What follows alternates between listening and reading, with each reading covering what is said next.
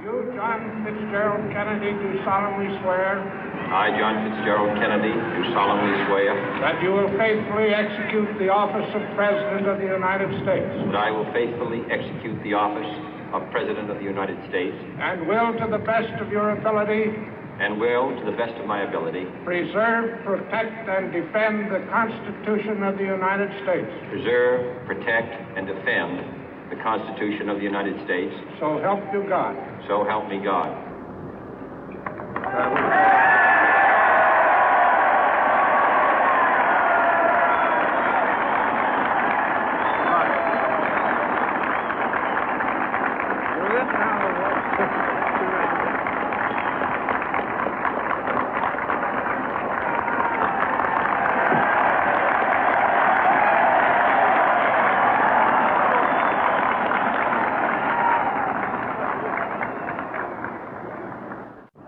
Vice President Johnson, Mr. Speaker, Mr. Chief Justice, President Eisenhower, Vice President Nixon, President Truman, Reverend clergy, fellow citizens.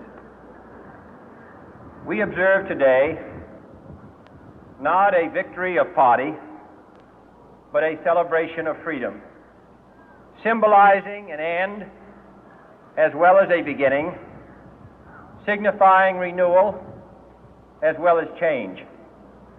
For I have sworn before you and Almighty God the same solemn oath our forebears prescribed nearly a century and 3/4 ago. The world is very different now, for man holds in his mortal hands the power to abolish all forms of human poverty and all forms of human life. And yet the same revolutionary beliefs for which our forebears fought are still at issue around the globe. The belief that the rights of man come not from the generosity of the state, but from the hand of God. We dare not forget today that we are the heirs of that first revolution. Let the word go forth from this time and place to friend and foe alike that the torch has been passed to a new generation of Americans born in this century, tempered by war, disciplined by a hard and bitter peace, proud of our ancient heritage, and unwilling to witness or permit the slow undoing of those human rights to which this nation has always been committed and to which we are committed today at home and around the world.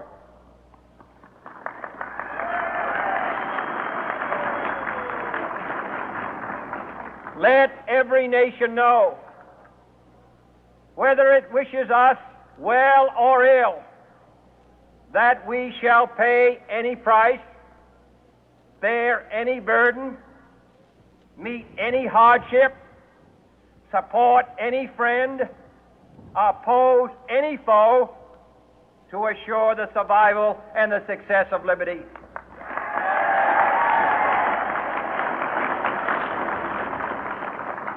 This much we pledge and more. To those old allies whose cultural and spiritual origins we share, we pledge the loyalty of faithful friends. United, there is little we cannot do in a host of cooperative ventures.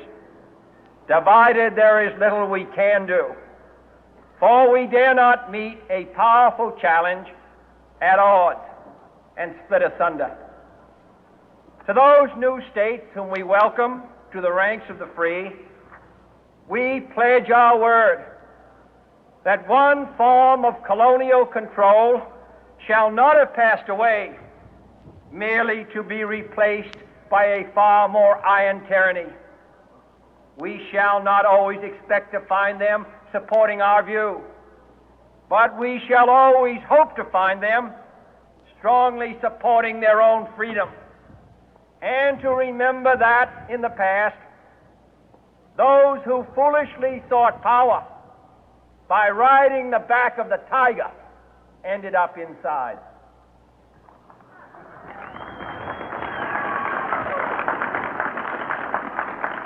To those people in the huts and villages of half the globe struggling to break the bonds of mass misery, we pledge our best efforts to help them help themselves for whatever period is required, not because the communists may be doing it, not because we seek their votes, but because it is right. If a free society cannot help the many who are poor, it cannot save the few who are rich.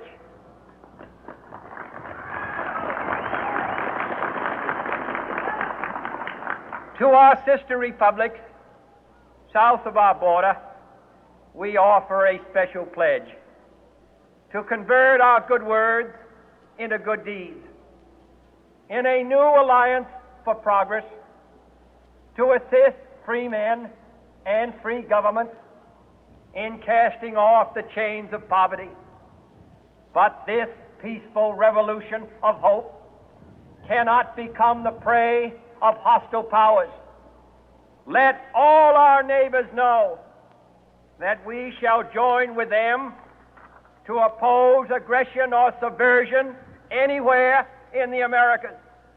And let every other power know that this hemisphere intends to remain the master of its own house.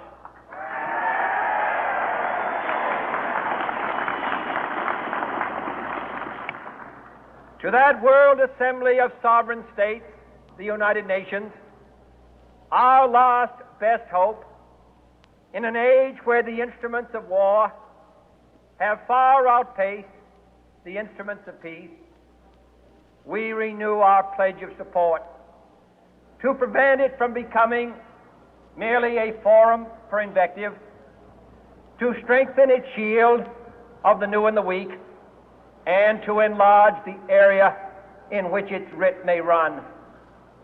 Finally, to those nations who would make themselves our adversary, we offer not a pledge, but a request that both sides begin anew the quest for peace.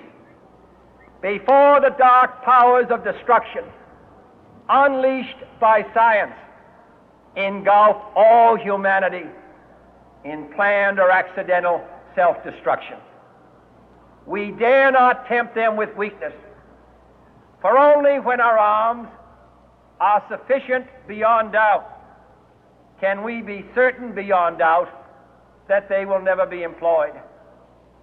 But neither can two great and powerful groups of nations take comfort from our present course, both sides overburdened by the cost of modern weapons, both rightly alarmed by the steady spread of the deadly atom, yet both racing to alter that uncertain balance of terror that stays the hand of mankind's final war.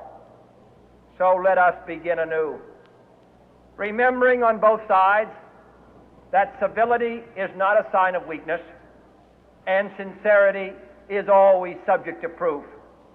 Let us never negotiate out of fear, but let us never fear to negotiate.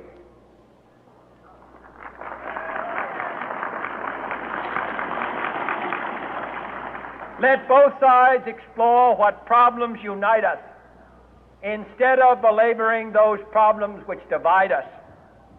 Let both sides, for the first time, formulate serious and precise proposals for the inspection and control of arms, and bring the absolute power to destroy other nations under the absolute control of all nations.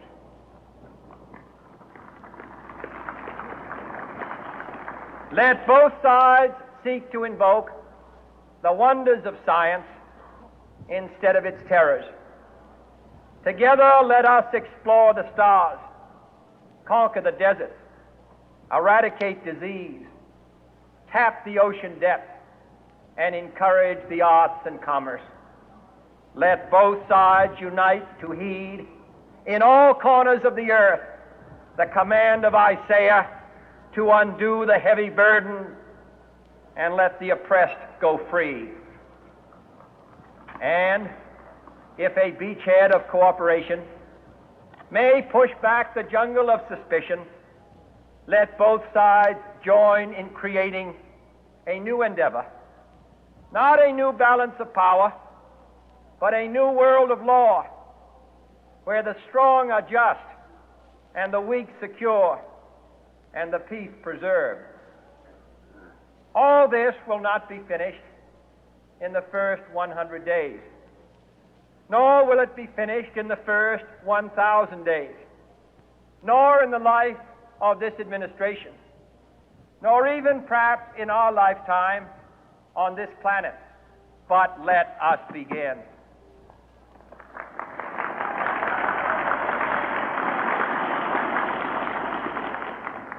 In your hands, my fellow citizens, more than mine, will rest the final success or failure of our course. Since this country was founded, each generation of Americans has been summoned to give testimony to its national loyalty. The graves of